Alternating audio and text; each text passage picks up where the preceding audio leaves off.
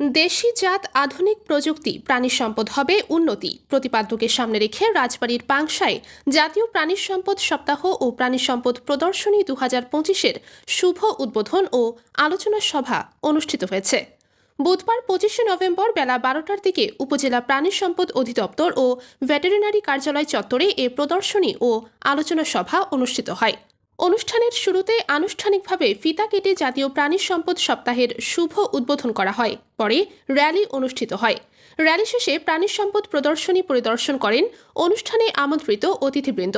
এখানে আমাদের পাংশা উপজেলায় যারা বিভিন্ন খামারিরা রয়েছেন, বিভিন্ন ধরনের উন্নত জাতের পশু পাখি রয়েছে, তারা সেগুলো এখানে প্রদর্শনী করছেন। আমরা অনেকগুলা জাত সম্পর্কে জানতে পারছি। এখানে যারা খামারিরা রয়েছেন তাদেরও এটা উপকার যে তারা তাদের যে অর্জনগুলো সেগুলো দেখাতে পারছেন।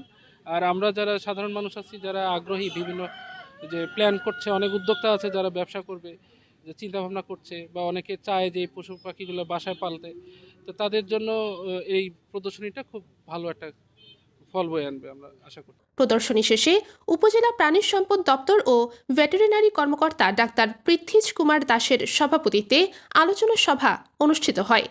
আলোচনা সভায় প্রধান অতিথি হিসেবে উপস্থিত ছিলেন উপজেলা নির্বাহী অফিসার এস.এম. আবু দারদা। বিশেষ অতিথি হিসেবে উপস্থিত ছিলেন উপজেলা সহকারী কমিশনার মোহাম্মদ আমিনুল ইসলাম, উপজেলা স্বাস্থ্য ও পরিবার পরিকল্পনা কর্মকর্তা ডাক্তার এবাদত হোসেন ও পাংশা মডেল থানার অফিসার ইনচার্জ মোহাম্মদ সালাউদ্দিন। এ সময় বিভিন্ন দপ্তরের কর্মকর্তাগণ উপস্থিত ছিলেন। আলোচনা সভা শেষে প্রদর্শনীদের মাঝে বিভিন্ন ক্যাটাগরিতে পুরস্কার ও সনদপত্র প্রদান করা হয়।